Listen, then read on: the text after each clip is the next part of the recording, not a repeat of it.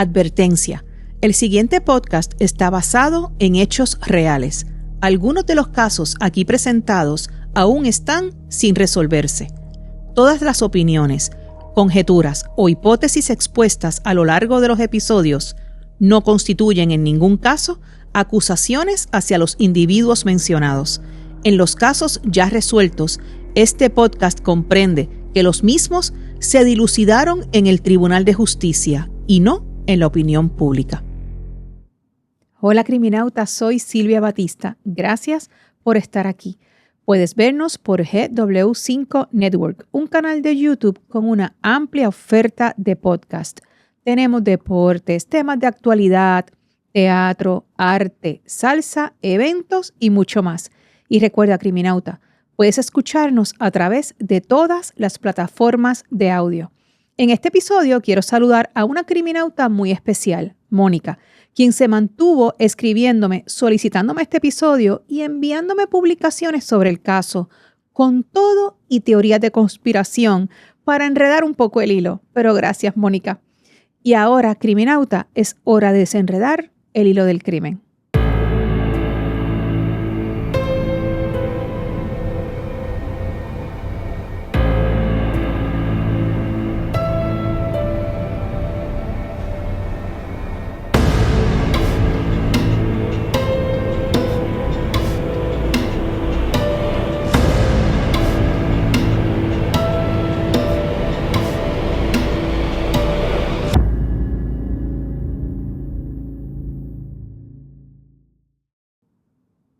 Este episodio aborda la muerte de 3 menores y el tema de la salud mental. El juicio contra Lindsay Clancy continúa activo al 21 de agosto de 2026, cuando estamos grabando este episodio. Toda referencia a culpabilidad o responsabilidad criminal debe entenderse dentro de las alegaciones y pruebas presentadas ante el tribunal hasta esta fecha. Antes de hablar de Lindsay Clancy, quiero que recordemos 3 nombres: Cora, Dawson y Callan. Cora tenía 5 años, Dawson tenía 3, Callan apenas 8 meses. Eran hermanos, eran hijos. Eran 3 niños que vivían junto a sus padres en Duxbury, Massachusetts. Y el 24 de enero de 2023, esa familia dejó de existir como la habían conocido. Este caso no comienza con la pregunta que suele acompañarnos en muchas historias criminales: ¿quién fue? Lindsay Clancy aceptó los hechos en una demanda civil contra todos los que la trataron por depresión posparto y que veremos un poquito más adelante. La pregunta que hoy ocupa a un jurado es mucho más complicada. ¿Comprendía Lindsay Clancy lo que estaba haciendo? ¿Fue una madre que planificó deliberadamente la muerte de sus 3 hijos? ¿O era una mujer atravesando una enfermedad mental tan severa que había perdido la capacidad necesaria para ser considerada criminalmente responsable?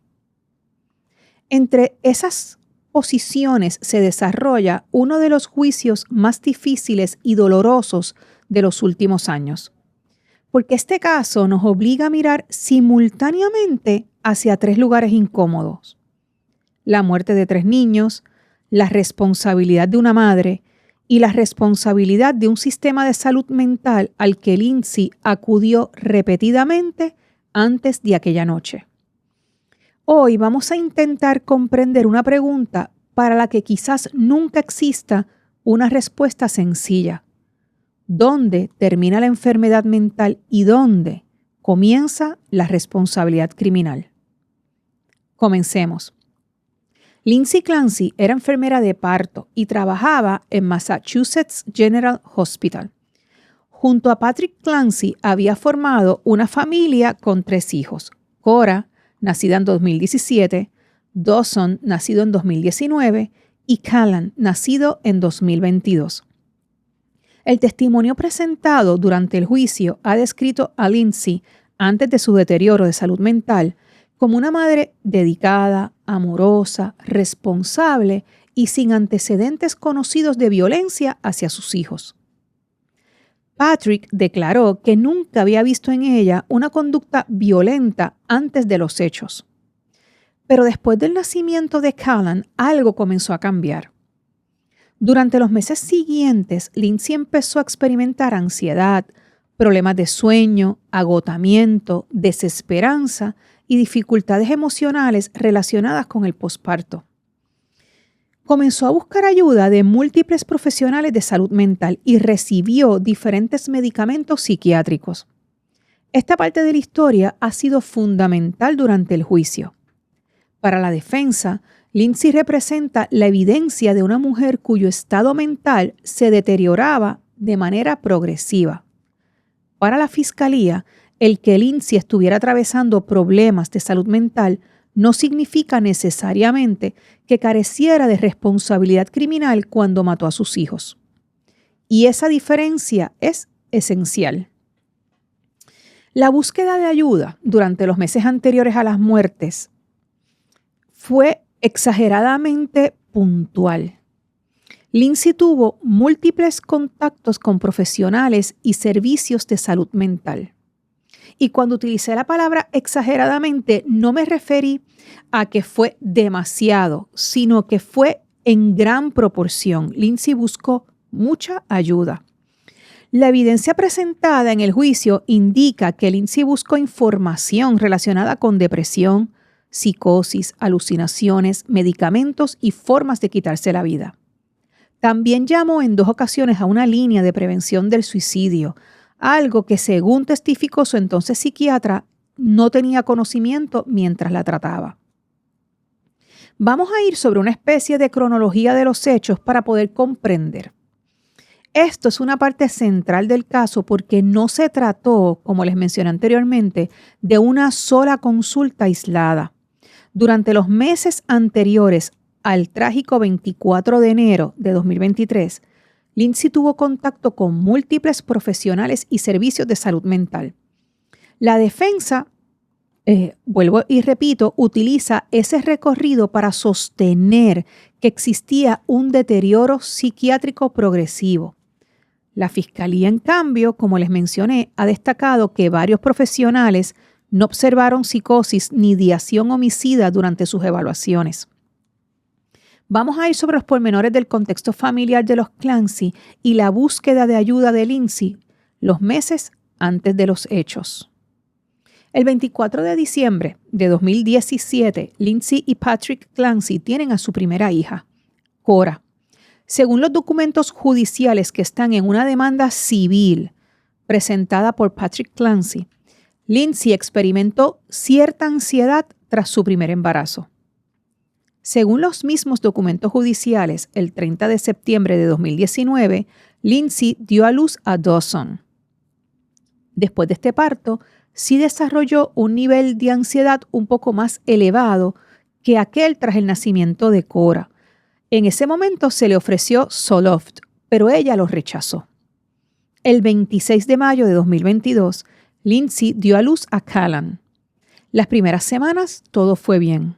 No obstante, según se acercó el momento de regresar al trabajo, Lindsay era enfermera de parto en el Massachusetts Hospital. Ella desarrolló cierta ansiedad. Para septiembre del mismo año, estamos en el 2022, Lindsay comenzó a experimentar insomnio, agotamiento durante el día y falta de motivación para realizar tareas cotidianas. El 15 de septiembre, Lindsay comenzó a recibir atención psiquiátrica con la doctora Jennifer Tuft, psiquiatra de Astor Mental Health. En un cuestionario que se le dio para esa cita, Lindsay informó que sufría ataques de ansiedad, disminución del apetito, estado de ánimo depresivo, facilidad para distraerse, preocupación excesiva, sentimientos de culpa, incapacidad para sentir placer, dificultad para conciliar el sueño y pensamientos acelerados. Esto según lo declaró la psiquiatra Tuft. Lindsay marcó la opción no en todas las preguntas del formulario que en ese momento de la evaluación le hacían sobre riesgo de suicidio, incluidas aquellas sobre si había escuchado voces que le indicaban hacerse daño a sí mismo o a otros, o si tenía pensamientos de matar o lesionar gravemente a otra persona. Toft declaró que le recomendó a Lindsay tomar sertralina, también conocida como Zoloft, y someterse a terapia individual. Lindsay comenzó tomando 25 miligramos de Zoloft y durante, creo que fue en una noche, aumentó la dosis a 50 miligramos, según declaró la psiquiatra. El 20 de octubre, una semana después de haber empezado a tomar Zoloft y de haber aumentado la dosis según se lo prescribieron, Lindsay le informó a Toft que su ansiedad había empeorado, que sufría una aceleración del pensamiento durante la noche y que sentía paranoia ante la posibilidad de tener pensamientos suicidas o de que ocurriera algo malo. Toft declaró que le indicó a Clancy que dejara de tomar Zoloft. El 21 de octubre, durante una consulta de seguimiento, o sea, al día siguiente, Toft y Lindsay acordaron un plan para que ella comenzara a tomar Ativan, también conocido como Lorazepam, según esto fuera necesario. Para mediados de noviembre, Lindsay solo dormía 3 horas por noche. El 16 de noviembre acudió a urgencias, donde le recetaron trazodona, que es un antidepresivo. Quiero recalcar que aquí o explicar, en Estados Unidos está lo que llaman sala de urgencias y también está, aquí en Puerto Rico conocimos solamente el ER. Yo creo que últimamente hay una que otra clínica de urgencias que se ha ido desarrollando, pero no creo que el concepto todavía esté tan arraigado en el pueblo como está en Estados Unidos. En Estados Unidos están estas clínicas de urgencias y las personas van allí y depende de cómo las encuentren, entonces es que son trasladadas a una sala de emergencias o lo que comúnmente conocemos como un ER. Bueno, pues allí les dije que les recetaron el antidepresivo. El medicamento no resultó eficaz. Esto según los documentos judiciales que les mencioné de la demanda civil. El 20 de noviembre, la madre de Patrick, la suegra de Lindsay, se puso en contacto con Julie Paul, que es una enfermera especializada del programa de salud conductual perinatal de South Shore Health, y le pidió que contactara a Lindsay. El programa se centra en la atención a mujeres embarazadas y madres de recién nacidos que padecen ansiedad y depresión posparto. Lindsay le informó a Paul que la trazodona no le había dado resultado. Al día siguiente, o sea, el 21 de noviembre, Julie Paul le recetó a Lindsay 10 miligramos de Prozac. En Estados Unidos hay enfermeras especializadas en diferentes áreas que pueden recetar medicamentos. El 25 de noviembre, Julie Paul le recetó a Lindsay Ambien, Remeron y Clonazepam, conocida como Clonopin, según indican los mismos documentos de la demanda. Lindsay había manifestado sentirse aturdida o desconectada días después de que le recetaran el Prozac. Como resultado, continuaba con mucha ansiedad y sin poder dormir. El 28 de noviembre, Lindsay le informó al programa perinatal que todavía se sentía desorientada, olvidadiza y desconectada de su cuerpo. También manifestó sentirse como lo que ella describió con resaca y expresó su preocupación por estar volviéndose adicta a las benzodiazepinas. Las benzodiazepinas son medicamentos recetados que calman el sistema nervioso central. Funcionan al aumentar una sustancia química natural en el cerebro llamada GABA, GABA, lo que reduce la actividad de las neuronas. Ayudan a relajar el cuerpo y la mente. El 29 de noviembre, Lindsay comenzó a atenderse con Rebecca Yolota. No sé si estoy pronunciando bien, no sé si es Yolora. Se escribe Jollotta. Me disculpan si lo estoy pronunciando incorrectamente. Lo voy a pronunciar a lo puertorriqueño. Rebecca Yolota, enfermera especializada y colega de Julie Paul. Yolota le recetó a Lindsay Seroquel.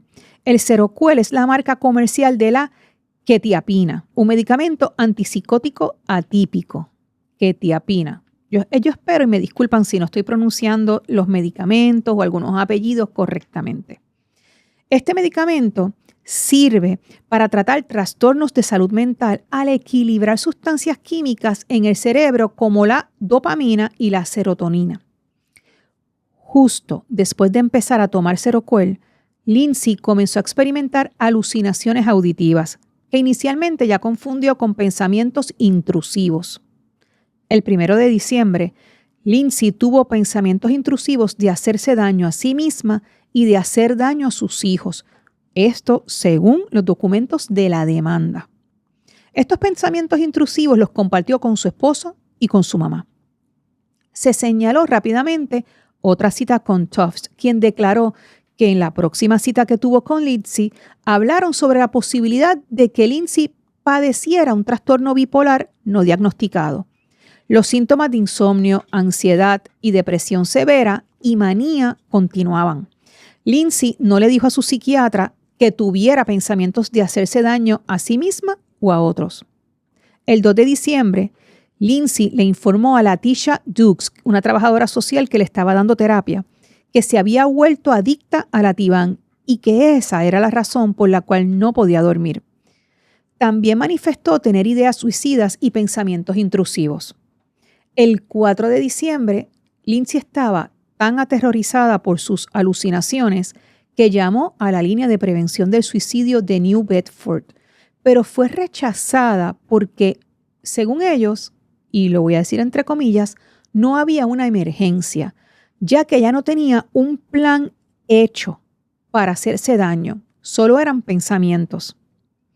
El 5 de diciembre, Lindsay le dijo a la trabajadora social que el fin de semana anterior había contactado a Aspire Crisis Support, un servicio de emergencia para personas en riesgo de autolesionarse, y nuevamente fue rechazada porque no tenía un plan para hacerse daño.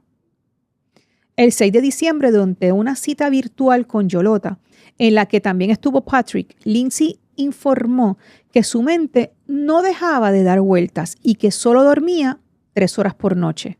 Negó tener pensamientos de hacerse daño a sí mismo o a sus hijos, pero manifestó sentir miedo como si algo terrible pudiera suceder, y esto era casi todos los días. El 15 de diciembre, Lindsay sufrió alucinaciones auditivas intensas que persistieron durante todo el día.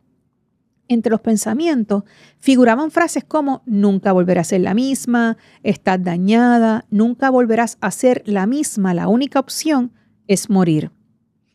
Lindsay le comunicó a su esposo y a su mamá que tenía pensamientos de hacer daño a los niños y que sufría delirios paranoicos, de que la gente podía oír sus pensamientos y de que la encerrarían en un hospital y le quitarían a los niños.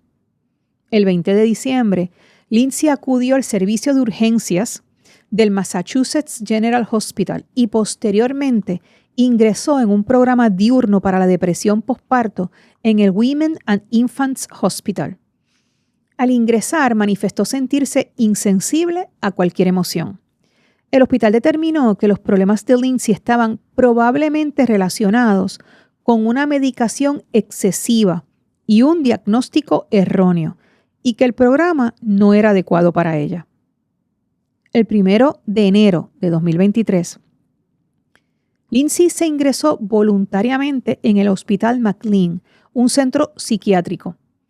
Por ser feriado, no tuvo una evaluación hasta el 3 de enero. El 5 de enero, Lindsay fue dada de alta de McLean. Le quitaron el Seroquel y la benzodiazepina y le recetaron trazodone para dormir. Durante las semanas siguientes, Lindsay se reunió, tuvo cita con Tufts en 2 sesiones de 17 minutos aproximadamente cada una, durante las cuales informó que se sentía desesperada y que no estaba creando un buen vínculo con su bebé. El insomnio, la ansiedad y la depresión extrema continuaban. Lindsay estaba desesperada. La última sesión con la doctora Tufts fue el 23 de enero. Antes de continuar, les quiero hablar otra vez de Buy Me a Coffee. El Hilo del Crimen es un proyecto completamente independiente. Detrás de cada episodio hay muchas horas de investigación, de leer documentos, entrevistas, producción y edición con un solo propósito: contar estas historias con el rigor, el respeto y la profundidad que merecen. Si este episodio les ha acompañado, les ha hecho reflexionar o sienten que aporta valor, hoy existe una manera sencilla de ayudarnos a seguir creciendo y existiendo. Abrimos nuestra comunidad en Buy Me a Coffee. Si desean apoyarnos, encontrarán el enlace en pantalla y en la descripción de este episodio. Te espero en nuestro espacio de Buy Me a Coffee, Criminauta. Y saludos a los criminautas María de los Ángeles, Mónica y Pedro. Gracias por estar en esa comunidad. Continuemos. Según los documentos judiciales en la demanda civil de Lindsay, estos fueron los eventos del fatídico día del 24 de enero. Lindsay despertó fuertemente deprimida y con pensamientos suicidas. Le dio desayuno a los niños y llevó a Cora al pediatra porque ella se estaba quejando de dolor de estómago. Más tarde estuvo con los niños en el patio trasero y construyó con ellos un muñeco de nieve. Y de hecho le envió una foto a Patrick y a su mamá. Pero según ella relató luego, los pensamientos suicidas no pararon durante todo el día, asegurando haber escuchado una voz que le decía, una voz de comando, deberías hacerle daño a los niños. Lindsay pensó que no había preparado nada para cenar y le preguntó a Patrick qué creía de ir a buscar algo para comer y de hecho pasar de una vez por CVS a buscar un Miralax para Cora. Verificó en el mapa cuánto tardaría porque no quería estar sola y necesitaba ayuda porque llevaba todo el día con alucinaciones suicidas. Al poco tiempo de Patrick salir a buscar la medicina y recoger la comida, Lindsay alega que sintió que una fuerza se apoderaba de ella y una voz masculina y autoritaria le decía, esta es tu última oportunidad para matar a los niños y así poder hacértelo a ti también. Lindsay entró en un estado disociado, como en un trance, como si sus acciones físicas se desconectaran de su conciencia y reportó no haber tenido otra opción más que obedecer. Lindsay procedió a estrangular a los 3 niños, uno a uno, con bandas de hacer ejercicio en el basement, el sótano de la casa, mientras alega en su demanda civil haberle dicho a cada niño, ve con Dios, bebé. Acto seguido, Lindsay intentó quitarse la vida ingiriendo una cantidad sustancial de medicamentos, autoinfligiéndose heridas en sus muñecas y cuello con un cuchillo y finalmente lanzándose cabeza primero desde la ventana de su cuarto en el 2º piso de la residencia.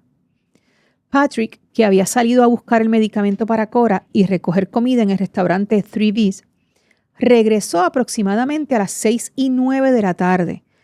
Cuando volvió poco más de 40 minutos, su familia había desaparecido tal como él la conocía.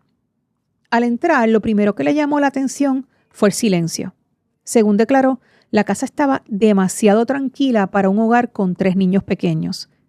Llamó a Lindsay y a los niños, pero nadie respondió. Comenzó entonces a recorrer la casa. Revisó los baños y las habitaciones de los niños hasta llegar al dormitorio, al cuarto de ellos. La puerta estaba cerrada con seguro. Patrick logró abrirla y encontró sangre en la habitación y una ventana abierta. Patrick declaró que en ese preciso momento comprendió que algo estaba muy mal. Corrió al exterior y encontró a Lindsay tendida boca arriba en el patio, después de haberse lanzado desde la ventana del 2º piso. Lindsay presentaba heridas en las muñecas, el cuello y lesiones graves producto de la caída. Patrick intentó comunicarse con el 911, incluso declaró que inicialmente tuvo dificultades con la señal del teléfono. Mientras estaba junto a Lindsay, le preguntó qué había ocurrido. Ella llegó a decirle que había intentado quitarse la vida. Entonces Patrick preguntó por los niños y Lindsay respondió que estaban en el sótano. Según su testimonio, ella no le dijo que estuvieran heridos o en peligro. Cuando llegaron los primeros paramédicos y comenzaron a atender a Lindsay, Patrick entró nuevamente a la casa y bajó al sótano. Allí encontró primero a Cora, de 5 años, boca abajo y con una banda de ejercicio alrededor del cuello. Patrick declaró que corrió hacia ella, retiró la banda e intentó ayudarla. Cerca encontró a Callan, que les comenté que tenía 8 meses, también con una banda alrededor del cuello. Después buscó a Dawson, de 3 años, y lo encontró en otra zona del sótano dentro de la oficina que Patrick utilizaba para trabajar. Patrick comenzó a moverse entre sus hijos tratando de realizar maniobras de resucitación hasta que los primeros paramédicos pudieron hacerse cargo de la escena. Los policías que estaban afuera y que testificaron en el juicio declararon haber escuchado sus gritos desde el interior de la casa. Lindsay llegó grave al hospital. Tuvieron que revivirla en una ocasión y terminó parapléjica desde el esternón hacia abajo. Cora y Dawson murieron ese mismo día. Callan murió unos días después. Los testimonios y registros médicos discutidos durante el juicio muestran un panorama complicado. Distintos profesionales, cambios de medicamentos, síntomas que fluctuaban y preocupaciones relacionadas con ansiedad, depresión, sueño y pensamientos intrusivos. Durante la presentación de la defensa, la madre, la hermana y la ex-suegra de Lindsay describieron un deterioro que según ellos era evidente.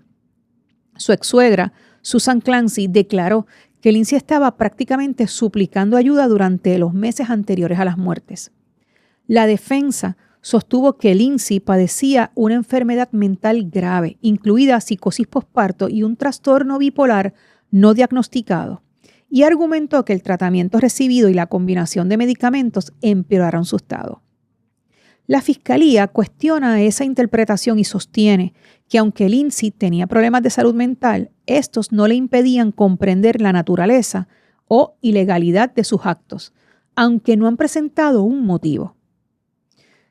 Medicamentos que estuvo tomando Lindsay durante este periodo fueron antidepresivos y reguladores, Zoloft, Prozac, Remeron y Trazodone, antipsicóticos, Seroquel y Lamictal, medicamentos para la ansiedad y sedantes, benzodiazepinas, Ativan, Valium y Clonopin, inductores del sueño, Ambien, además de fármacos auxiliares como Buspirone y Benadryl. La defensa llevó lo que se llama una defensa afirmativa, o sea, no discute que Lindsay mató a sus hijos. Su argumento es que no es criminalmente responsable en el momento de los hechos. Su abogado, Kevin Reddington, sostiene que Lindsay se encontraba atravesando una psicosis posparto dentro de un deterioro psiquiátrico grave y que había intentado repetidamente obtener ayuda antes de aquella noche. De hecho, Reddington es un distinguido abogado criminalista de Massachusetts, galardonado como Top Massachusetts Criminal Defense Attorney, con una amplia experiencia de más de 40 años. Reddington también ha cuestionado el tratamiento psiquiátrico que recibió Lindsay, la cantidad y combinación de medicamentos prescritos y la manera en que distintos profesionales respondieron a las señales de alarma que Lindsay manifestó durante los meses anteriores. La defensa deberá convencer al jurado de que la enfermedad mental de Lindsay afectó de manera sustancial su capacidad para comprender la criminalidad de sus actos.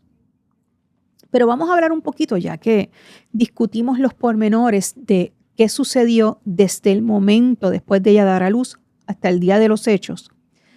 ¿De qué es la psicosis posparto?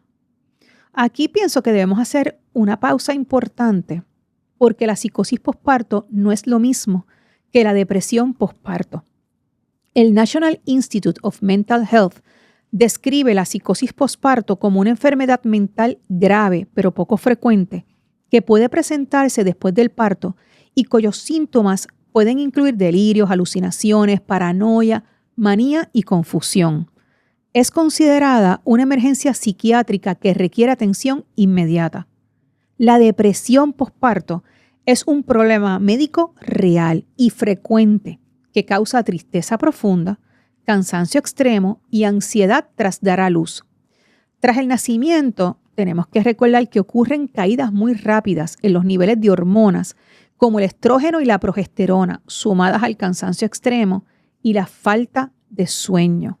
Esto contrario al baby blues, que es una tristeza pasajera que puede durar algunos días por los mismos factores. La depresión posparto dura más de 2 semanas y afecta la calidad de vida diaria. Lo más posiblemente que nosotros tengamos conciencia que existe es el baby blues. Lo que quiero decir con esto es que no es que una depresión posparto sea lo que comúnmente sucede, pero es más real de lo que tenemos conocimiento. Aunque la mayoría de las mujeres se queda en esta etapa del baby blues, la depresión posparto es real Y la psicosis, que es esta etapa, digamos que lo más contundente, lo que va más allá después de la depresión posparto, no sucede tan a menudo, pero igualmente hay que visibilizarla, porque visibilizándola es que podemos evitar tragedias. Cuando conocemos que existe un peligro, podemos estar más alertas. De hecho, la doctora Urush Kamal Haider, espero, como les dije anteriormente, que lo esté pronunciando correctamente, que es una psiquiatra perinatal académica y directora médica de MCPAP for Moms, publicó un artículo en la revista Time Magazine llamado Postpartum Psychosis is Rising. We are not ready. La psicosis posparto va en aumento. No estamos preparados. La doctora explica en este artículo que la psicosis supone una ruptura con la realidad. Es un trastorno fluctuante, por lo que una madre puede parecer feliz, estable e incluso funcional, lo cual es precisamente lo que lo hace tan peligroso. Su cuadro clínico puede cambiar de una hora a otra. Una madre con psicosis puede creer que los demás la detendrían si supieran de sus planes de hacerse daño a sí misma o a su bebé, pero las voces en su cabeza siguen instándole a actuar y a veces a no contárselo a nadie. Con demasiada frecuencia nos enteramos de la situación solo después de que se ha producido el brote psicótico a través de las noticias. Cierro la cita. Esto que acabo de leer está en el artículo que les acabo de mencionar y lo voy a poner en la descripción del episodio para que lo puedan accesar y leer completo porque está bien interesante. Pero hablar de psicosis posparto en este caso no significa que las mujeres que experimentan trastornos de salud mental después del parto sean todas violentas y el diagnóstico de una enfermedad mental tampoco determina automáticamente si hay o no responsabilidad criminal. Son preguntas diferentes, son conceptos diferentes y cada caso hay que analizarlo individualmente. Pero cuando estamos hablando de qué es lo médico, ¿verdad? ¿Cómo podemos separar lo médico y lo legal? Tenemos que decir que hay algo que corresponde a la medicina y hay otra parte que corresponde al derecho. Y precisamente por eso es que este caso, este juicio, es tan complejo. En este juicio no nos podemos reducir a preguntar, ¿estaba Lindsay enferma? Porque sí, lo estaba. La pregunta jurídica es, ¿cuál era el efecto de esa enfermedad mental sobre su capacidad en el momento exacto en que mató a sus hijos? Quiero hablarles brevemente de Patrick. El esposo de Lindsay. Patrick ocupa una posición extraordinariamente importante dentro de este caso. No solo es el padre de los 3 niños, es la persona que regresó a la casa aquella noche. Es quien encontró la escena. Y también es quien poco después de las muertes pidió públicamente que se perdonara a Lindsay y expresó su convicción de que la mujer que cometió aquellos actos no era la misma persona que él había conocido como esposa y madre. Durante el juicio ha declarado sobre su matrimonio, declaró sobre la maternidad de Lindsay y sobre su deterioro emocional. También es una figura que ha levantado pasiones en las posturas de la gente, porque recientemente volvió a contraer matrimonio y su recorrido desde que salió de la casa aquella tarde del 24 de enero de 2023 a comprar la medicina para Cora y recoger la comida en el restaurante ha estado bajo el escrutinio del público. Tenía zapatos diferentes, se pregunta a la gente si tenía una chaqueta distinta, que cuánto tardó, que si le daba tiempo a él a ser el victimario. La realidad es que la investigación criminal no solo incluyó el testimonio de Lindsay cuando pudo hablar. La investigación incluyó revisión forense de las cámaras de seguridad de los establecimientos, de las cámaras de seguridad de tránsito. Peritos forenses analizaron los equipos electrónicos, las llamadas, los mensajes. Se hizo un background check de ambos y se analizó toda la evidencia.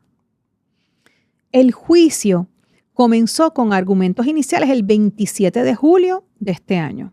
Durante las primeras semanas, la fiscalía le presentó al jurado los testimonios de Patrick, de los policías que llegaron a la escena, de los profesionales médicos que estuvieron a cargo de Lindsay, de los especialistas, personas relacionadas con el tratamiento de Lindsay, de quien hizo la autopsia de los menores. Y también se ha presentado evidencia sobre las búsquedas de Lindsay en Internet, mensajes y notas digitales. Lindsay era una mujer que lo anotaba y que escribía todo, cómo se sentía, no solamente ante este evento posparto, sino comúnmente en su vida. Ella era una mujer que escribía y que ponía cómo se estaba sintiendo, las cosas que le daban alegría. Era muy expresiva. Presentaron también evidencia sobre el tratamiento psiquiátrico de Lindsay, sobre los medicamentos que usó, las llamadas a líneas de crisis, la hospitalización, las circunstancias de aquella noche y la evidencia médica relacionada, como ya les mencioné, con la muerte de los niños. Al día de hoy, viernes 21 de agosto de 2026, que es cuando estamos grabando este episodio, el juicio continúa y todavía no existe un veredicto. Pero hoy la defensa, ¿cómo es que se dice? The defense rest. ¿Cómo se dice eso, Francisco? Cuando ya terminó de presentar el caso la defensa, pienso yo. Pero hoy hubo un testimonio sumamente importante y es el testimonio de un psiquiatra forense llamado Philip Resnick, quien es una eminencia dentro de la psiquiatría forense. Resnick testificó que Lindsay cometió los actos pensando que quitarle la vida a los hijos era lo mejor para ellos, ante los planes de ella de quitarse la vida bajo un estado psicótico. Actualmente Lindsay continúa en cuidado 24/7 debido a que todo el tiempo ella expresa que se quiere ir o que se va a ir con sus hijos tan pronto pueda. Después del día de hoy en que ya la defensa rest their case, o sea, presentaron el caso, lo próximo que viene es que Fiscalía puede volver a presentar, que creo que va a presentar unos psiquiatras, y vuelve, ¿no?, a ir sobre el testimonio de ellos, porque quieren que el jurado se quede con ciertos testimonios o ciertas cosas claras. Y Reddington, la defensa de Lindsay, puede también ir sobre ellos y hacerle ¿verdad?, un contrainterrogatorio. Luego de esto vienen los closing arguments. Me disculpo porque he dicho 2 o 3 cosas en inglés, pero es que como todo lo que he estado leyendo es en inglés, que son los argumentos finales. Después de eso se le dan las instrucciones al jurado y el jurado entonces se irá a deliberar. Aquí lo que se va a deliberar no es si Lindsay no lo hizo. Como les dije, es una defensa afirmativa. Aquí lo que se va a deliberar es si ella es criminalmente responsable, tras lo cual sería sentenciada e iría a una cárcel, o si va a cumplir su tiempo en un hospital psiquiátrico, que es donde actualmente ella ha estado. Desde que ocurrieron los hechos, ella salió del hospital. Tras el intento de suicidio, ella ha estado en este hospital psiquiátrico recibiendo tratamiento y con una persona todo el tiempo junto a ella, ante las expresiones de ella abiertamente de decir que tan pronto pueda, ella quiere irse con los niños. Voy a tomar un poquito de agua porque ha sido largo. Me disculpo, mucha información. Todavía quedan entonces unas interrogantes, o no, quizás no, el concepto no es que todavía quedan, sino lo que entiendo que el jurado, después de todos estos días de juicio, va a ir o tienen que cuestionarse. ¿Cuál era el estado mental de Lindsay en el momento? Y aquí, pues como les mencioné, comienzan las diferencias o analizar lo que han dicho los diferentes expertos, analizar los tratamientos, los diagnósticos y las teorías. Pero sobre todo se tienen que responder si es criminalmente responsable. Y como les dije, esta pregunta, a pesar de que hemos visto diferentes expertos, psiquiatras forenses, al final la va a responder el jurado. Para pensar. Hay casos en los que sentimos la necesidad de escoger un lado, Queremos una explicación sencilla porque lo ocurrido resulta demasiado difícil de comprender. Si Lindsay estaba enferma, pensábamos que reconocerlo significa minimizar la muerte de Cora, Dawson y Callan. Y si hablamos de la responsabilidad de Lindsay, sentimos que estamos ignorando una posible crisis psiquiátrica y las oportunidades que quizás existieron para intervenir y prevenir. Pero yo pienso que ambas conversaciones pueden coexistir. Podemos reconocer que 3 niños fueron asesinados y podemos exigir que sus vidas permanezcan en el centro de esta historia. Y también podemos preguntarnos si una mujer que buscó ayuda repetidamente recibió el cuidado adecuado antes de una tragedia irreversible. Investigar las posibles fallas de un sistema de salud mental no elimina la responsabilidad individual. De la misma manera, analizar la responsabilidad individual no debería impedirnos estudiar qué pudo fallar alrededor de esa persona. Porque si convertimos este caso únicamente en la historia de una madre que hizo algo inimaginable, quizás perdamos la oportunidad de formular preguntas que podrían proteger a otras familias. ¿Qué señales debemos reconocer? ¿Qué ocurre cuando una persona busca ayuda en múltiples ocasiones, pero continúa deteriorándose? ¿Cómo deben comunicarse los profesionales cuando una paciente pasa por diferentes proveedores, por diferentes medicamentos y por diferentes niveles de atención? En tiempos en los que la figura paterna ha ido tomando más relevancia en el cuidado familiar, alejándose de ser solo proveedor, es necesario también que las empresas otorguen un paternity leave, un tiempo que garantice que ese padre esté presente en el cuidado del hogar junto a la madre, en lo que ella se recupera, en lo que el núcleo familiar se aclimata a las demandas de tener un bebé.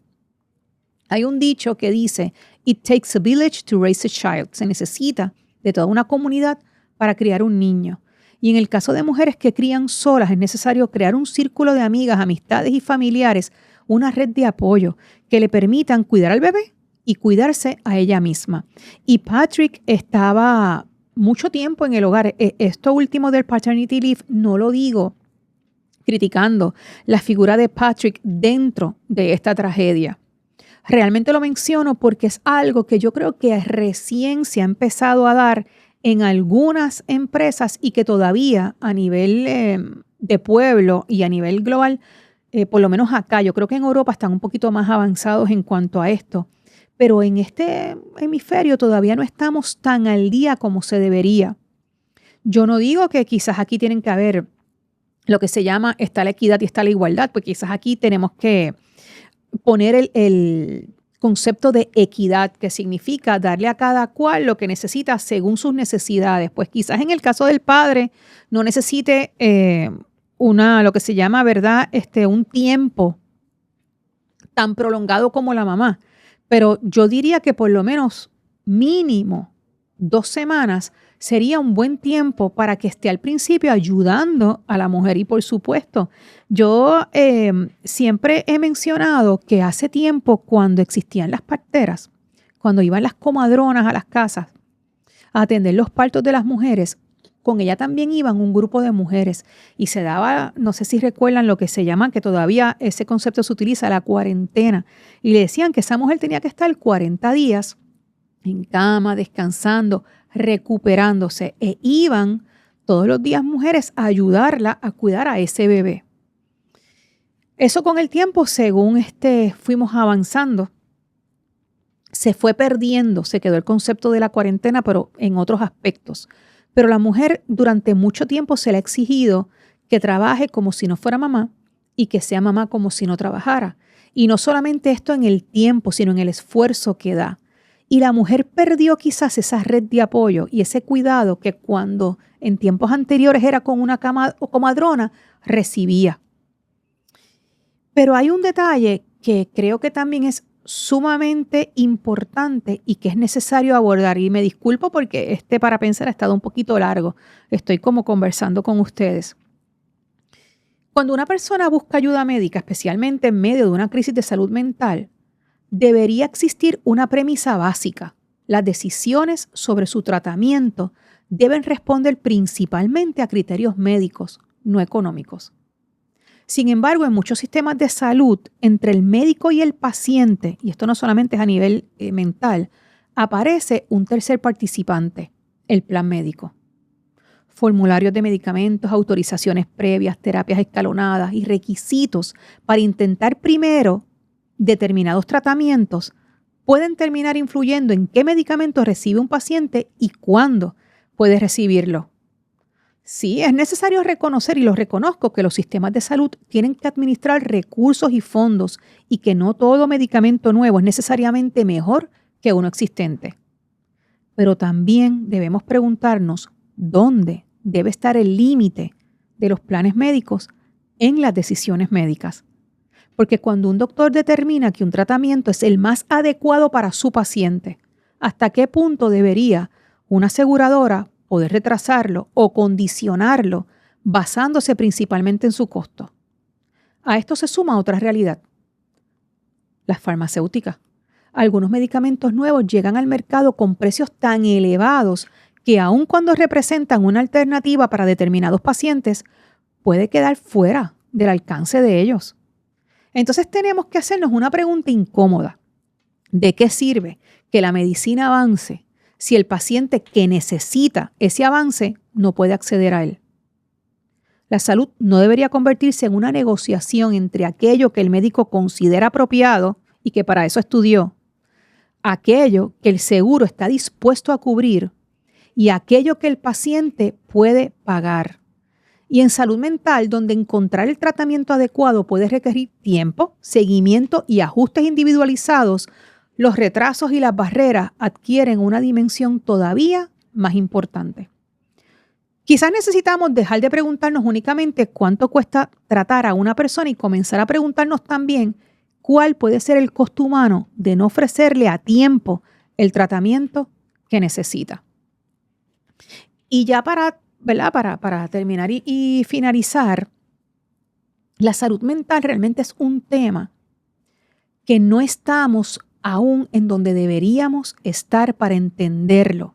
Y esto se traslada no solamente a Lindsay Clancy y este caso, se traslada a nuestro diario vivir, se traslada de hecho a los hospitales regulares, no hospitales de salud mental, donde no entienden que un paciente de salud mental, digamos en el caso de una persona mayor con demencia, con Alzheimer, además cuando llegan a un hospital regular están por una afección física, no deja de ser un paciente mental. Y entonces los acompañantes no tienen que someterse o aclimatarse a unas pautas que en un paciente mental deberían de ser diferentes. Hay mucho en salud mental que tenemos que reconocer y que tenemos que aprender porque el sistema, como está hecho actualmente, no está funcionando. En el caso que les acabo de decir, el caso de Lindsay, la semana que viene, entiendo que entre lunes o martes de la próxima semana, van a estar haciendo, como les dije, los argumentos finales, se le van a estar dando al jurado las instrucciones y entonces se irán a deliberar. Más adelante, una vez haya un veredicto, tendremos otro episodio en el cual podemos discutir qué finalmente pasó y cuál será el destino de Lindsay. Yo los invito a que pasen por el perfil de Lali Miranda, que la hemos mencionado, ella ha estado con nosotros, en nuestra química forense, como le digo yo. Ella tiene su perfil, Lali Miranda Forense, en TikTok, y ella ha ido sobre este caso, sobre los días de juicio, tiene mucho material. Lo invito a que la escuchen y nada, espero que ella pueda estar con nosotros en un futuro cercano para discutir finalmente qué pasó con el veredicto.